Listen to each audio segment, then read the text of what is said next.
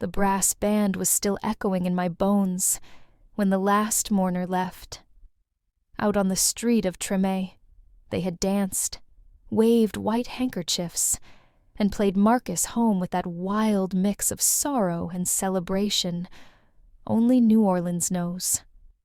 But when the trumpets faded and the doors of the house closed, silence swallowed me whole. It wasn't the kind of silence you pray in. It was heavy, suffocating, the kind that tells you life has shifted and nothing will ever be the same. I sat in the parlor where Marcus learned his first notes, the smell of old wood and gumbo seasoning still clinging to the walls. My son had filled this house with music, laughter, and dreams big enough to light up the whole block. And yet, sitting there in my black dress, I felt like a ghost in my own home. Then came the sound, heels clicking sharp against the floorboards Marcus and I had polished with our own hands. Vanessa Reed, my daughter-in-law, appeared at the doorway, not in mourning black. No veil, no tears. She wore a cream-colored suit that gleamed like money under the chandelier. Her perfume reached the room before her eyes did, and those eyes, cold, distant, fixed not on me, but on the crown molding, the shelves, the furniture, like she was appraising real estate. She didn't speak to me. She spoke into her phone, voice crisp, detached. Yes, the timeline moves up. The assets need to be liquidated this quarter. Family clutter cleared. We're not holding on to the past. Sevens. My heart clenched. That clutter was my life. Marcus's records, his photographs, the very soul of this house. I realized in that moment that the funeral had ended, but the real battle had just begun. When the front door finally shut behind Vanessa, I was left alone with the walls. The silence pressed against me, thick as the summer heat. I walked slow through the house on Esplanade Avenue, touching the corners, the photographs, the grooves in the floorboards like they were the lines on Marcus's palm. Every detail whispered his name.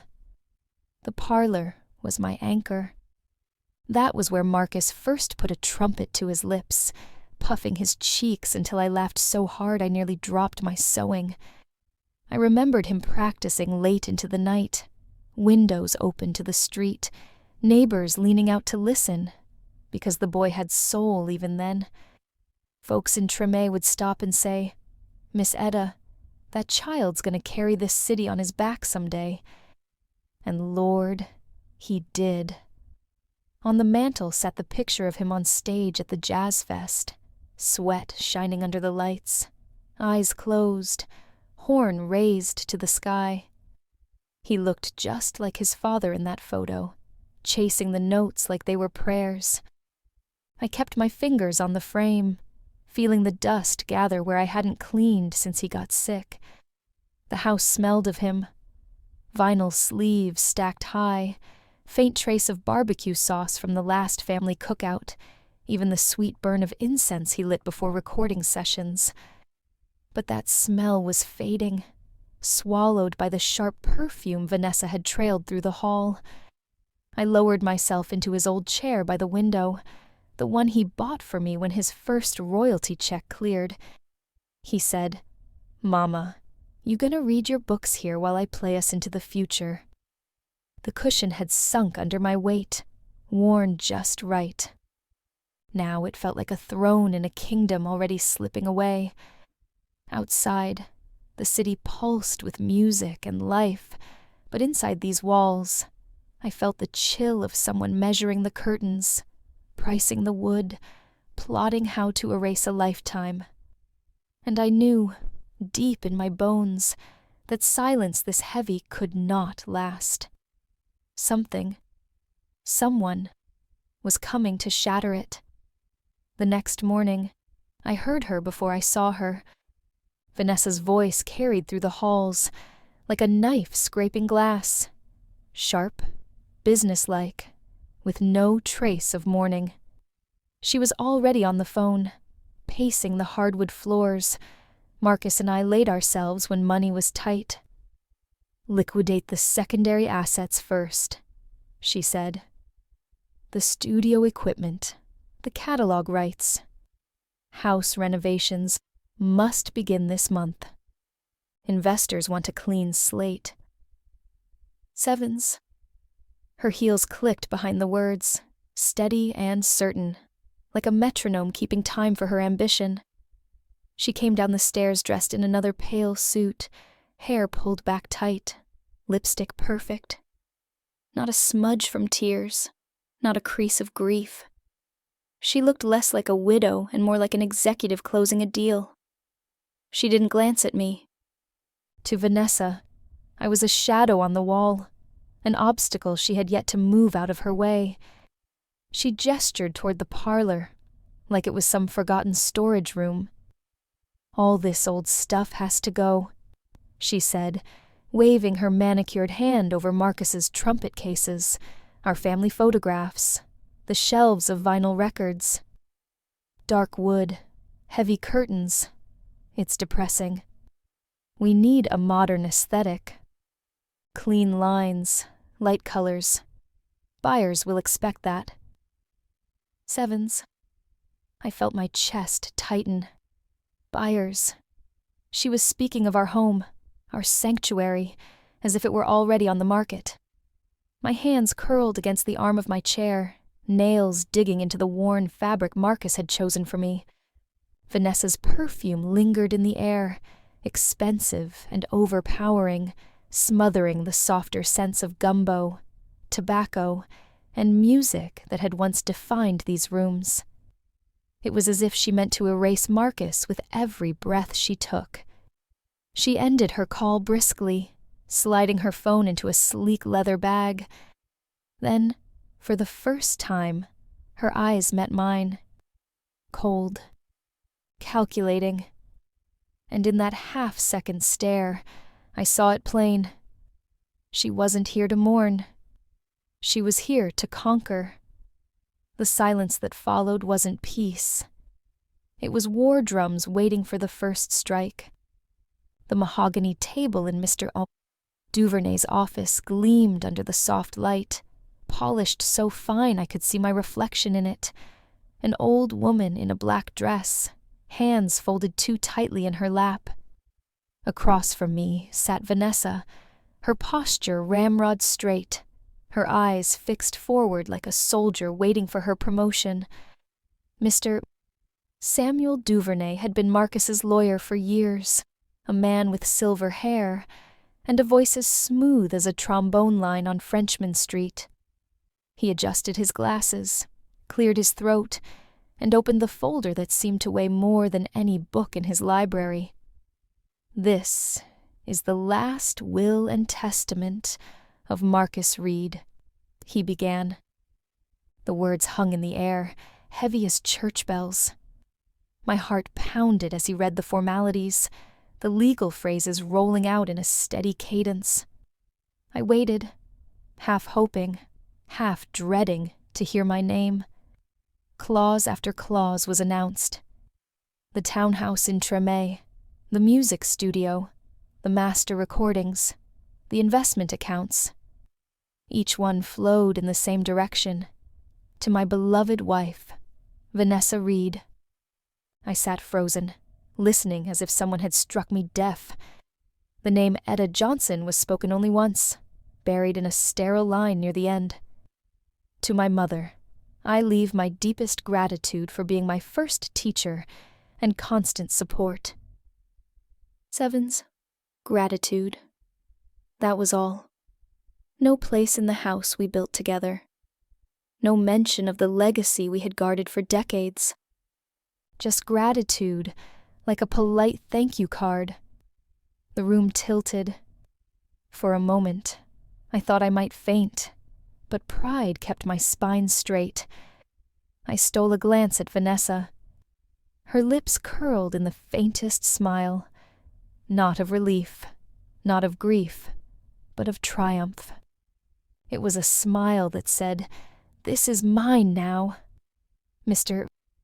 Duvernay's voice droned on, but I no longer heard the words. Instead, my mind raced back 20 years, to the nights Marcus and I had pored over his first contracts, me squinting through fine print by lamplight while he dreamed of building a legacy that would lift not just us, but the whole community. I had mortgaged everything I had to help him, and now, sitting in that leather chair, it felt like all of it, every sacrifice, every prayer, had been erased with a stroke of a pen. When the reading ended, silence filled the office. A silence colder than any cemetery. And in that silence, I understood something. The real fight for Marcus's legacy hadn't ended with his death. It was only beginning. I walked out of Duvernay's office into the bright New Orleans sun, but the light felt cruel, like it was showing the world my humiliation. People on Canal Street bustled past, carrying shopping bags, laughing, living their lives. Nobody knew that I, Etta Johnson, had just been erased from my own son's story. I stopped at the corner, clutching my purse to my chest like a shield. The streetcars rattled by, brass music spilled from a bar down the block, and yet I felt invisible. To Marcus's widow, to the law, maybe even to history itself, I was already gone. It wasn't about money. Lord knows I'd never measured my life in dollars. I had scrubbed hotel floors, stitched dresses late into the night, sold plate after plate of red beans and rice, just to keep Marcus in lessons and buy him his first trumpet. My wealth was him. His music, his laughter, the way his sound carried our name through the city. And now, that name had been handed to someone who never felt the weight of sacrifice. Vanessa sat in that office smiling like she'd won a prize at a raffle, while I was left clutching memories like scraps. I thought of the parlor, our parlor, where generations of Johnsons had gathered, where Marcus's father had played cards with neighbors, where I had braided Marcus's hair before his first recital, where Marcus had sworn he'd build me a house so fine I'd never know struggle again. That house wasn't just wood and plaster. It was promise made flesh. Now Vanessa talked about gutting it, selling off his master tapes, erasing every note of history until only white walls and chrome remained. To her, legacy was clutter. To me, it was sacred. The betrayal cut deeper because I could almost hear Marcus's voice. He'd never abandon me, I told myself. He was too careful, too loving. But the will on that paper said otherwise, and I had no choice but to sit with that wound. On the ride back home, I stared out the taxi window, watching the city blur. Mardi Gras beads still hung from oak branches, fluttering in the breeze, reminders of celebrations past. Life kept moving, but inside me, time had stopped. Gratitude. That was all my son had left me. Just one word, cold and sterile. And yet, deep inside, a whisper stirred, a refusal to accept that this was the end of my place in his legacy. Because if Vanessa thought she could erase me, she had forgotten one thing. I had raised Marcus Reed. And his blood, his brilliance, and his fight ran through me still. It didn't take long for Vanessa to show her hand.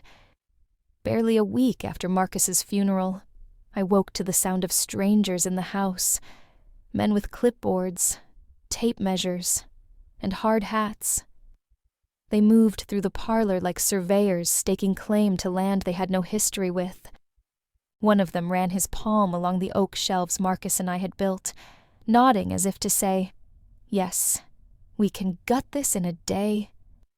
Vanessa trailed behind them, heels striking the floor with the authority of someone issuing orders in a boardroom. "This wall comes down," she declared, pointing at the archway that had framed every family photograph for 40 years. "Natural light will open up the space. The wood paneling goes. Too heavy, too dated. Think glass, chrome, white walls." Sevens. Her words stabbed me deeper than any knife. She wasn't just redecorating, she was erasing. Erasing the scent of gumbo that had seeped into the floorboards, the laughter of children who had learned their first dance steps in that room, the echoes of Marcus's trumpet solos that still seemed to hang in the air if you stood quiet enough. When one of the men asked about the boxes stacked in the corner, the reels of Marcus's master recordings, the very lifeblood of his career, Vanessa didn't hesitate. "Sell them," she said briskly. "Collectors will pay. We'll digitize the rest for posterity. The physical tapes are clutter." Sevens, clutter. That was the word she used for Marcus's legacy. The tapes that captured his journey from a Treme kid with a battered trumpet to a man who filled stadiums from New York to Paris. To her, it was just another commodity, a line item on a spreadsheet. I wanted to scream. I wanted to stand between her and those shelves and dare her to touch them. But my body felt heavy, pinned down by grief and disbelief. I gripped the edge of Marcus's old chair, the one gift he had bought me with his first royalty check, and forced myself to breathe. The men scribbled notes, oblivious to the storm raging inside me. Vanessa smiled, satisfied, as if she had already remade the house in her image. She paused, finally looking at me, her eyes cool and impatient. "Robert's room will make a fine home gym," she said, using Marcus's middle name the way lawyers did, not the way family ever had. "We'll clear it out by the weekend." Sevens. That was the moment I realized Vanessa wasn't just planning renovations. She was planning an exorcism. She meant to drive Marcus's memory, and me along with it, out of the house he swore would always be ours. I sat in silence, but inside me, something hard and sharp began to form. Vanessa thought she had won, but she had no idea what Marcus had built, or how far I was willing to go to protect it. The parlor had always been sacred ground. It was where Marcus played his first paying gig for the neighborhood, where Sunday suppers turned into jam sessions, where we gathered after storms to remind ourselves that nothing, no flood, no hardship, could wash our spirit away. That room carried our history like a second skin. But on that afternoon, the parlor turned into a battlefield. Vanessa stood in the doorway, arms crossed, flanked by two men who looked more like bouncers than movers. Their presence alone told me what was coming. She didn't bother with pleasantries. Her eyes swept across the shelves of records, the photographs on the wall, the trumpet cases stacked neatly in the corner. "This," she said, her voice clipped and sharp, "is dead weight. We need the space cleared for equipment delivery. A gym, maybe a meditation room. Something functional. These books, these tapes, junk. Get them out." Sevens. My breath caught. Junk. My hand trembled on the armrest of Marcus's chair, but my voice, when it came, was steady. "These aren't junk, Vanessa. They're Marcus's life. His soul lives in this room. If you can't see that, then you never knew him at all." Sevens. Her expression didn't falter, not even for a flicker. I knew exactly who he was, she said coldly. A genius, yes, but also a man who left me with the responsibility to make the most of what he built.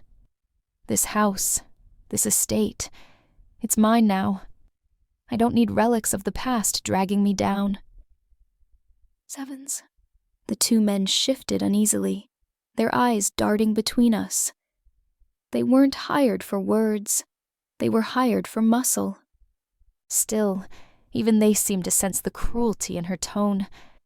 I rose slowly from the chair, every bone in my body aching but my spine unbent. Marcus promised me this house would always be home, I said, my voice carrying the weight of decades. He swore it, with the same breath he played his horn. You can strip the walls, Vanessa.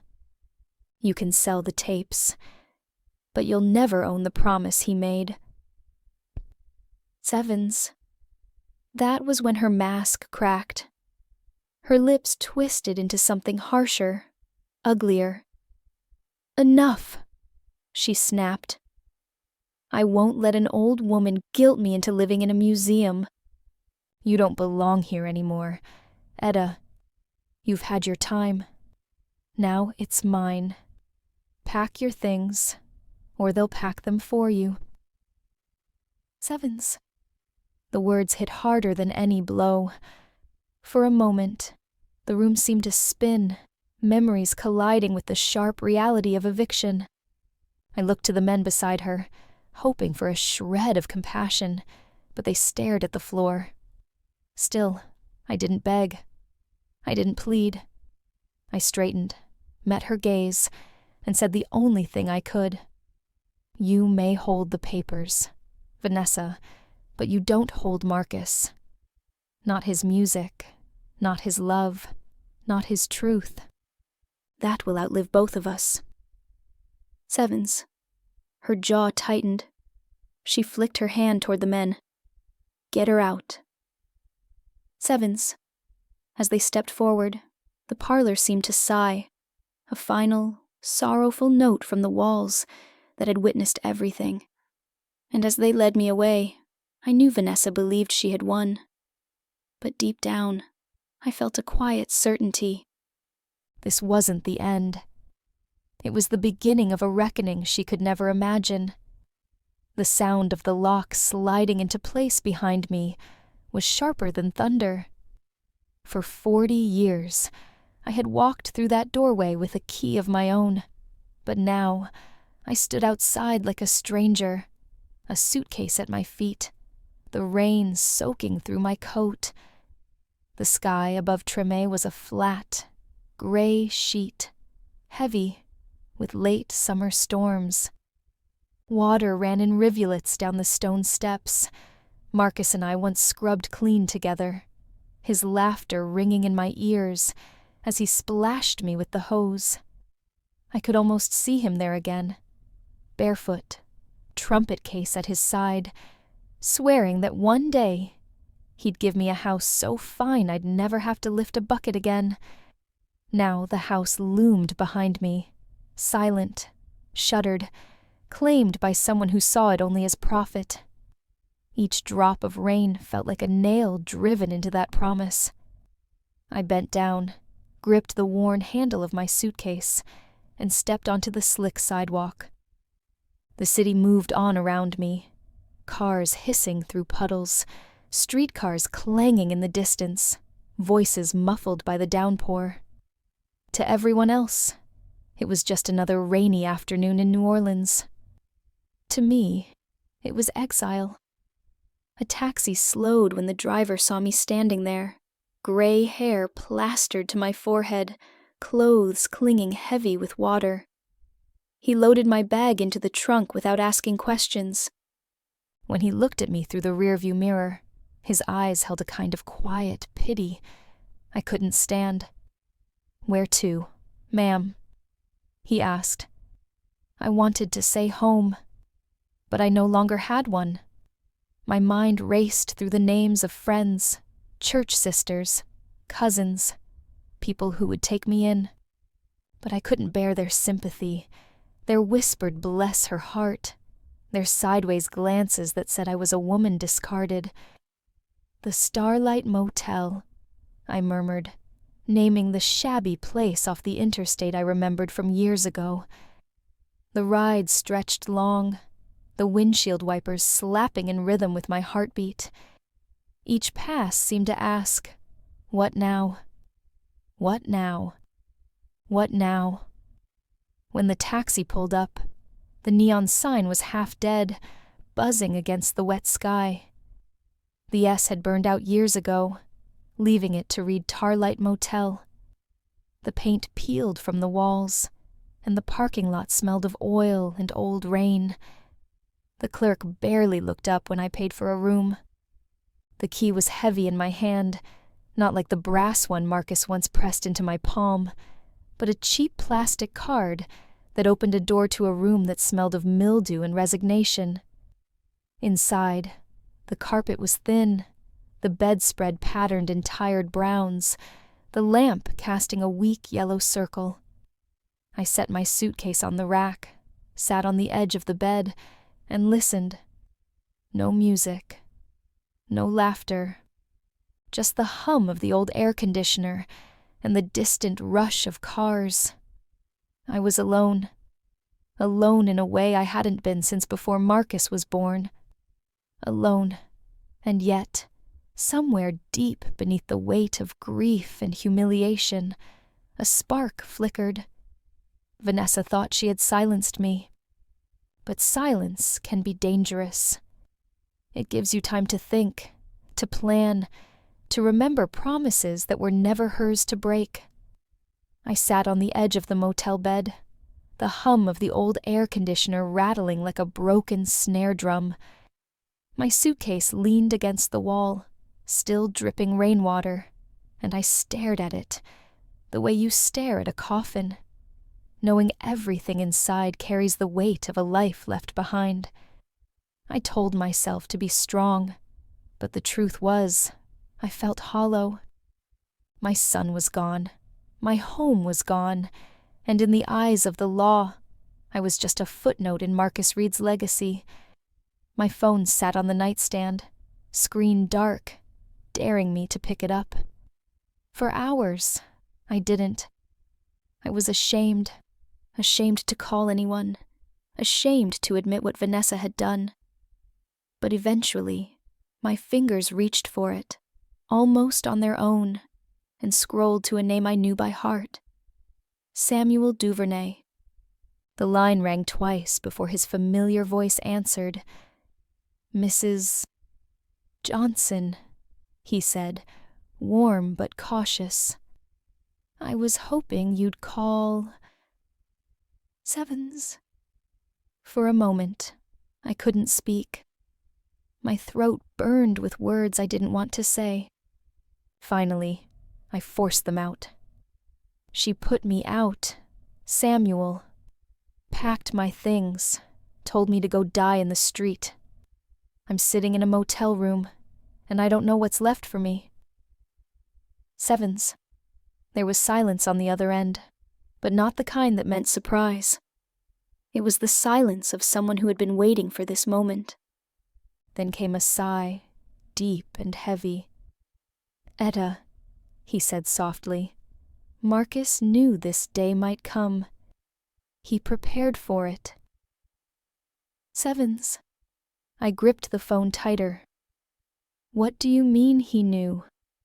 "You saw that will." He left everything to her. Everything. Sevens. Duvernay's voice sharpened, steady like a pastor delivering hard truth. "The will you heard in my office was real, but it was not the whole story. Marcus created what he called the Heritage Covenant, a sealed codicil. His instructions were clear. I was never to reveal it unless Vanessa crossed a line, unless she disrespected the family's legacy or cast you aside." Sevens. I sat upright, heart pounding. And throwing me into the rain isn't crossing a line. Sevens. "It is," Duvernay said firmly. "By doing what she did, Vanessa triggered the covenant. And that means her control over the estate is temporary, fragile, an illusion Marcus set in place to test her character. Sevens. His words hit me like a gospel choir in full voice. Marcus hadn't abandoned me. He'd been planning, protecting, even in death. What happens now? I asked, whispering like I was afraid to breathe it wrong. Now, Duvernay said, we wait. I'll begin filing the necessary holds, tax reviews, probate delays, injunctions. She'll think she's in control, but the moment she tries to cash in, she'll hit walls on every side. And all the while, you must remain silent. You must let her believe you're broken, gone. That is how Marcus designed the trap. Her greed will undo her. Sevens. I closed my eyes, letting his words settle in me. For the first time in weeks, I felt something other than grief. It wasn't joy, not even relief. It was steel. A sense of purpose I thought had died with my boy. Samuel, I said slowly, if Marcus trusted me to carry this out, then I'll do it. I'll stay gone. I'll play my part. But when the time comes, when the truth comes out, I want to be sitting at that table. I want her to see me there. Sevens. Duvernay's voice warmed, just a touch. And you will, Mrs. Johnson. You will. Sevens. When the call ended, I laid the phone back on the nightstand. The motel room was still shabby, still smelled of mildew and rain. But it no longer felt like exile. It felt like a bunker, a place to regroup, to wait. Vanessa thought she had written me out of the story. But Marcus had written a different ending. And now, it was only a matter of time before she realized she was walking straight into it. For the next 3 days, I lived like a ghost. My phone stayed powered off, tucked away in the bottom of my suitcase. I didn't call a soul. Didn't check in with the church ladies. Didn't even leave the motel except to walk to the corner store for instant coffee and bread. Samuel's instructions echoed in my mind. Disappear. Let her believe she's won. So that's what I did. I sat in silence while the world spun on outside, letting Vanessa bask in her hollow victory. And Lord, did she bask. Through Samuel's updates, I learned how she wasted no time wearing the crown she thought she had stolen. The very morning after Marcus was buried, she strutted into the designer boutiques on Magazine Street, swiping credit cards, like she was baptizing herself in silk and gold. Handbags, shoes, diamonds, the kind of things Marcus never cared for. She wasn't grieving her husband. She was building a throne out of leather and rhinestones. By the second day, she was at a luxury car dealership, eyeing a candy apple red sports car with doors that lifted like wings. She signed papers, dropped a fat deposit, and promised to wire the balance as soon as a little estate paperwork cleared. She laughed when the salesman mentioned the deadline, waving him off like he was just another servant in her new kingdom. But Samuel was already at work. He moved through the courts like a surgeon, clean, precise, invisible. Asset valuations, probate freezes, tax assessments. Every move was routine on the surface, but together they built an invisible cage around that $50 million. Vanessa didn't see it yet. She thought the money was hers, thought the world was bowing at her feet. So she planned a party, biggest one the block had seen since Mardi Gras. Caterers, a live band, endless champagne. Strangers filled Marcus's house, raising glasses to a woman who hadn't shed a real tear for him. I heard from Samuel's investigator. that she even bragged in front of her new crowd. "I'm the sole heir," she told them, her voice dripping with triumph. "The house, the company, every penny, it's all mine now. Marcus left me everything. Even his daddy's got nothing." "Sevens." Those words stung when Samuel repeated them to me.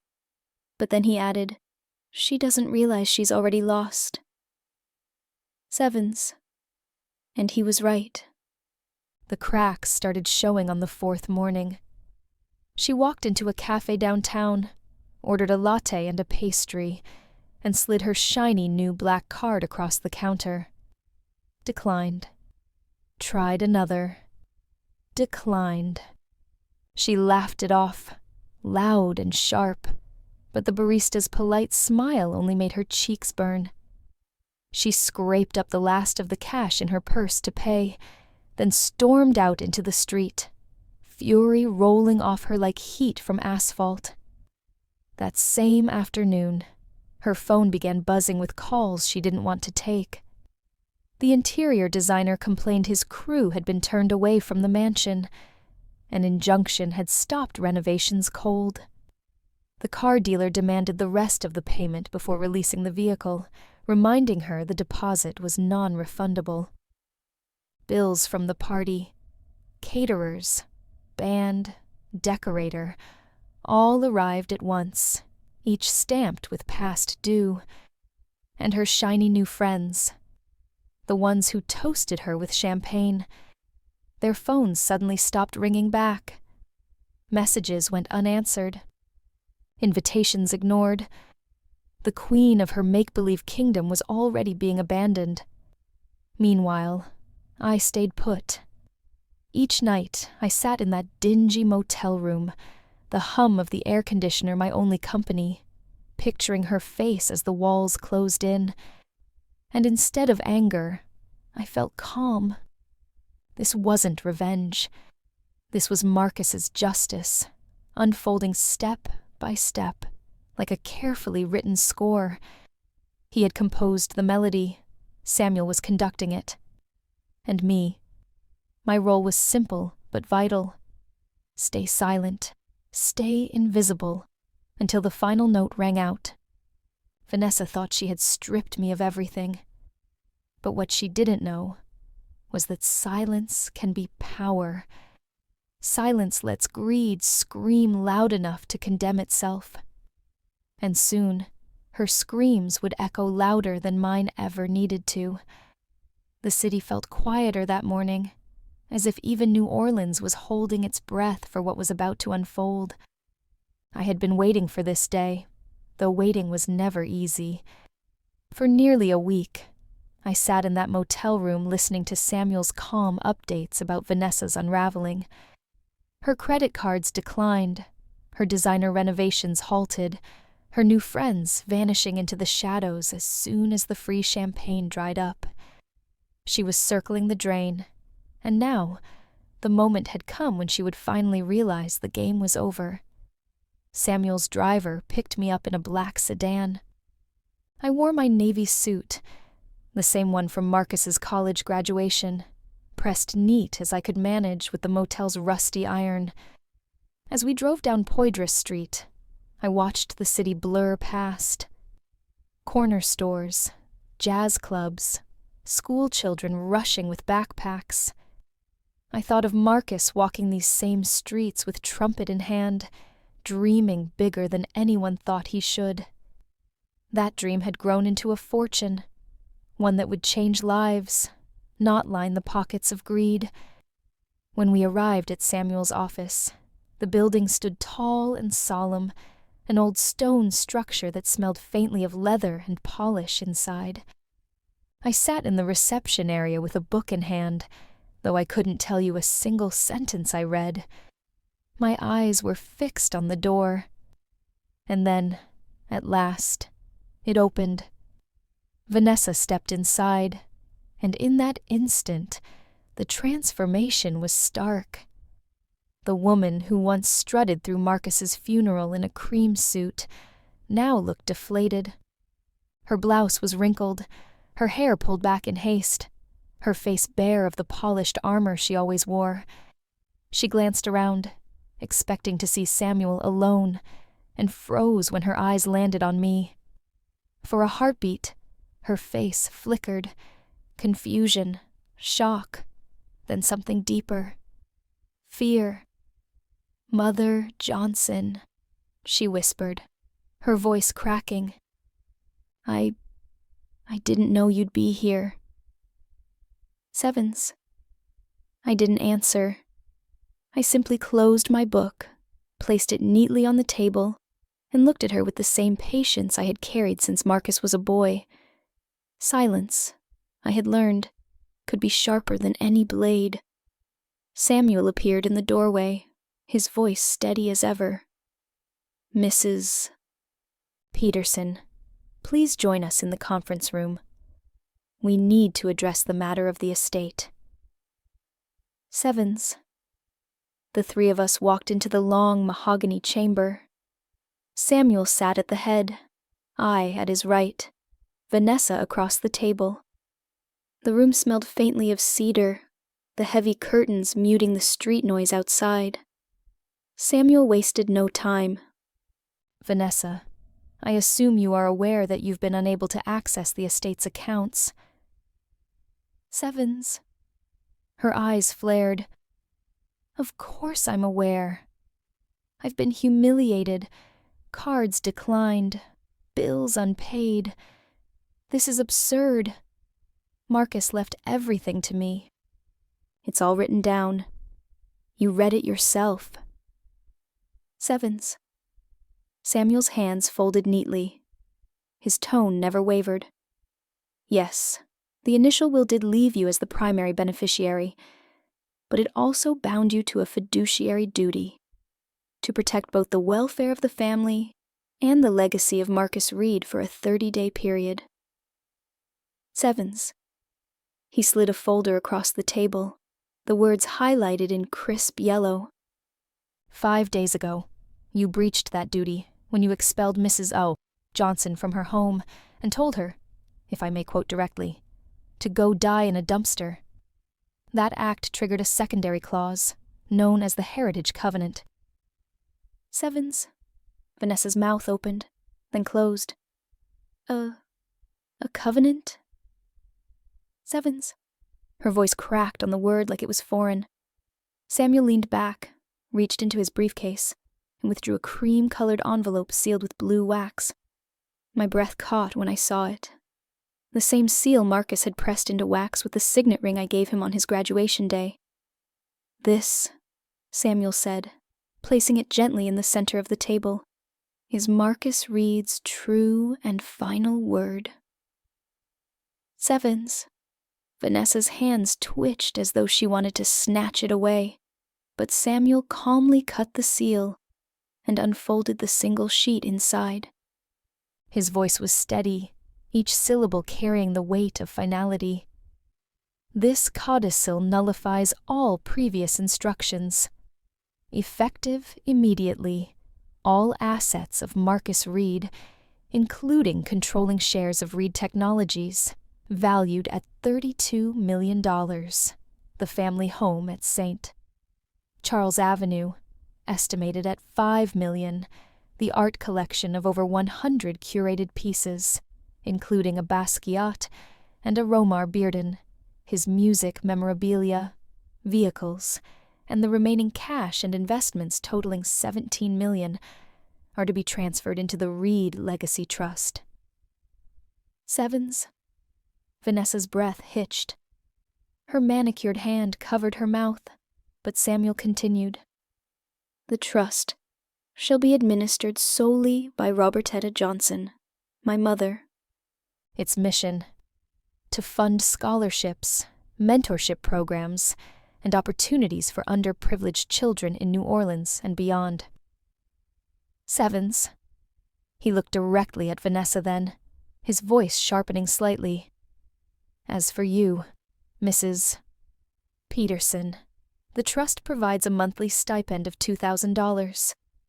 This stipend is contingent upon your maintaining verifiable full-time employment. You may reside in the guest house on the property, any failure to meet these conditions, terminate support immediately and permanently. Sevens.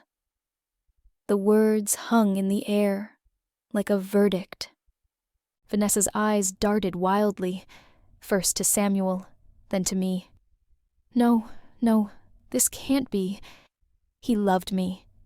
He wouldn't humiliate me like this. Sevens. I finally spoke, my voice steady, almost gentle. Marcus did love you, child.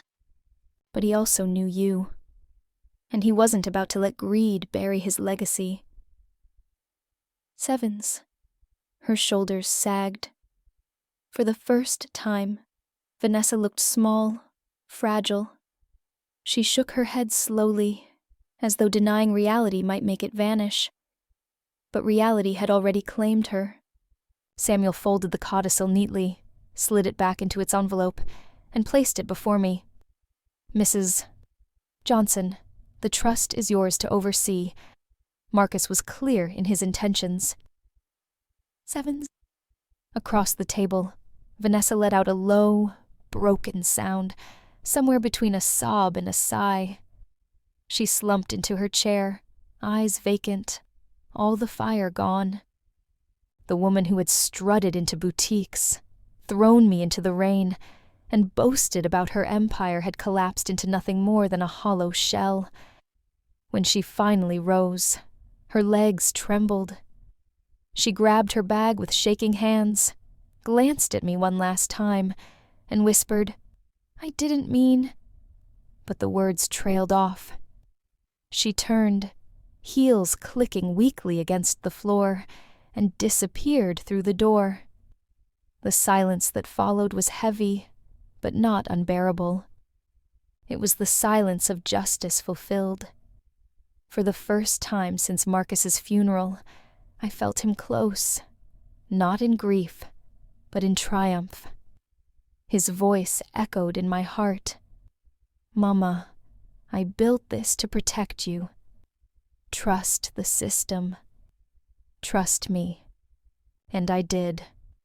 When Samuel's voice faded, and the envelope was set gently back onto the table, silence swallowed the room. Not the kind of silence filled with mourning or reverence, but the brittle silence of a woman's world collapsing. Vanessa sat motionless, her painted nails trembling against the polished wood.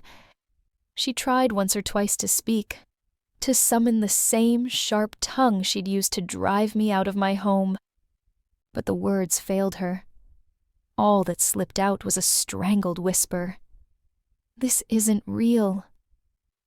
Sevens. But it was. Marcus had made sure of it. Watching her crumple was not the triumph I once imagined in my darkest moments. I felt no thrill of vengeance, no rush of victory. What I felt instead was something colder, deeper, a quiet confirmation that justice, though delayed, had finally been served. She had strutted through boutiques, showered herself in diamonds, and laughed at the very idea of family. She thought wealth made her untouchable. But now, faced with the truth, she was just another woman who had mistaken fortune for love and greed for power. I should have hated her. After all, she'd cast me into the rain with nothing but a suitcase, and words meant to cut me down to nothing.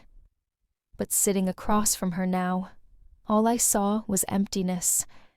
Not a queen, not an enemy, just a broken woman who had written her own downfall. Samuel closed his folder, his voice calm as ever. "Mrs. Peterson, the trust will begin disbursements next month. You'll receive instructions on your stipend.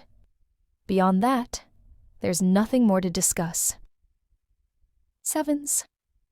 Vanessa blinked at him, stunned, as though the floor itself had betrayed her. Then her eyes darted toward me, pleading, desperate, searching for even a trace of mercy. But I stayed still. My silence was my answer. Finally, she rose unsteadily, gathering her bag with shaking hands. Without another word, she left the room, heels clicking like fading echoes of the woman she once pretended to be. When the door closed, Samuel looked at me. "Marcus trusted you with this, Mrs. Johnson," he said. "The Reed Legacy Trust is yours to guide now." "Sevens," I nodded, though my heart felt heavy. This wasn't a prize.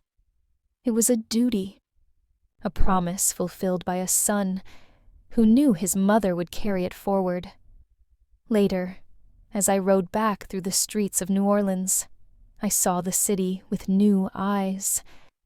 Jazz spilled out of the clubs, rain glistened on the pavement, and life carried on as if nothing monumental had just unfolded. Yet inside me, everything had shifted. Vanessa's reign was over. My exile was over. And Marcus's voice, though stilled in this world, spoke louder than ever through the legacy he left behind. Justice, I realized, isn't always loud. Sometimes it's quiet, steady, and undeniable, like the tide washing away footprints in the sand. And now, the tide had carried me to a new beginning. The morning after the meeting with Samuel, I woke up with a strange heaviness in my chest. Not the weight of grief this time, but the weight of responsibility. For the first time since Marcus passed, I felt that my steps mattered again. I brewed a cup of bitter motel coffee, sat at the little table by the window, and opened the thick folder Samuel had given me. At the top of the first page, in bold letters, were the words, "Reed Legacy Trust." Underneath, in Marcus's own handwriting, a mission statement so simple yet so powerful, it took my breath away. Sevens. To open doors for children who have only ever been shown walls. Sevens. I traced those words with my finger, hearing his voice in them, the same voice that once told me he'd make sure I never had to worry again. That day, Samuel arranged for me to see the house again, not as a guest, not as an unwelcome shadow, but as the trustee. Walking up the stone steps, I half expected the door to slam in my face like before, but instead, the lock turned easily in my hand, and the home opened to me as though it had been waiting. The library was the first place I went. The oak shelves, the smell of old paper, the soft light spilling through the tall windows. It was like stepping back into Marcus's embrace. For a long time, I stood there, one hand resting on his desk, and whispered, "I'll do it, baby. I'll carry it forward." Sevens. In the weeks that followed, the work began. Samuel introduced me to accountants, educators, and community leaders. I sat through meetings I barely understood at first. Charts, numbers, endowments. But slowly, I learned. Each lesson was another brick in the foundation Marcus had laid. And then came the best part. Meeting the children.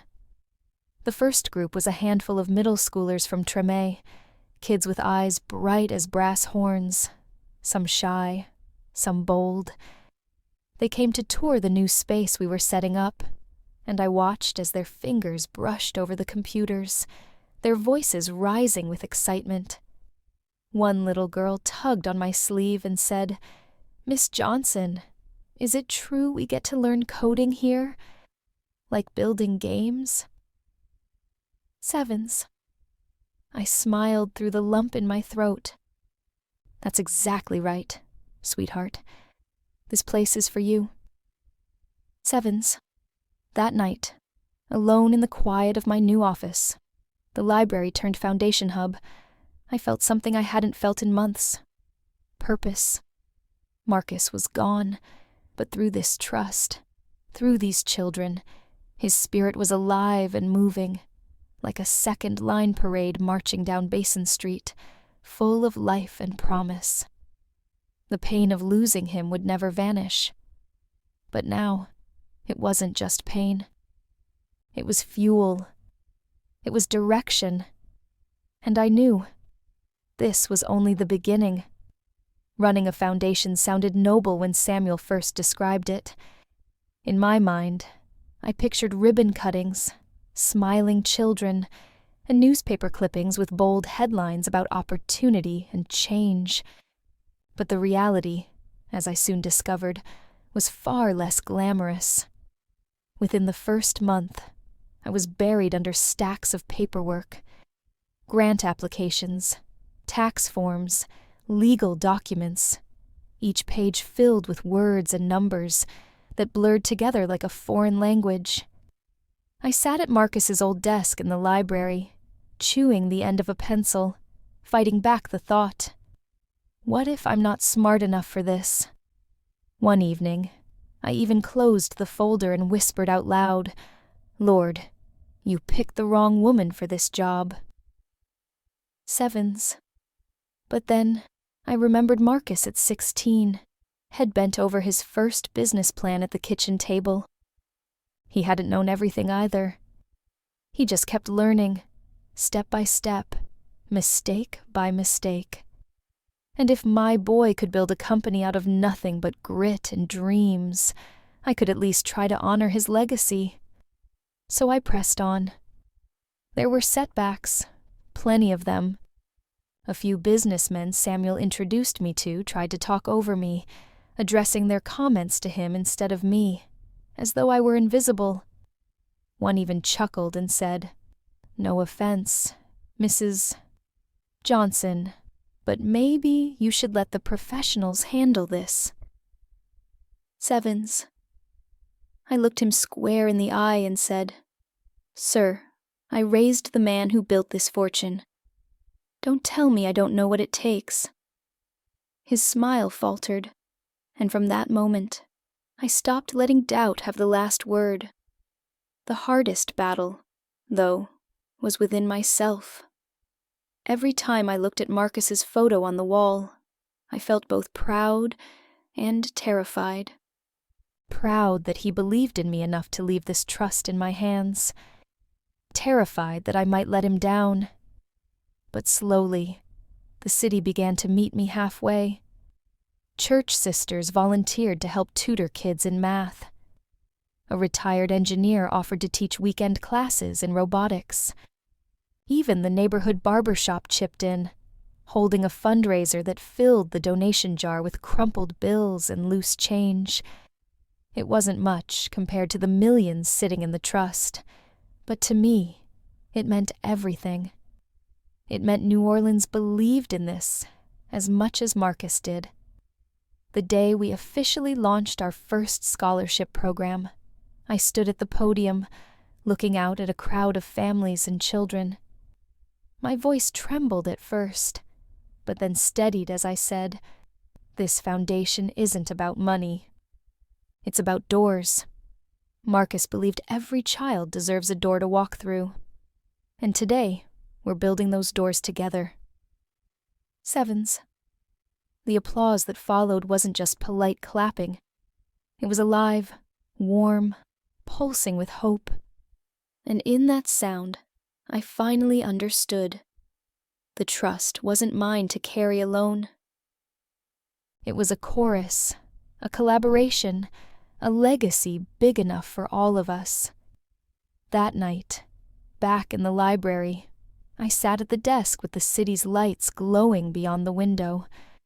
For the first time, the doubt quieted. I wasn't just surviving anymore.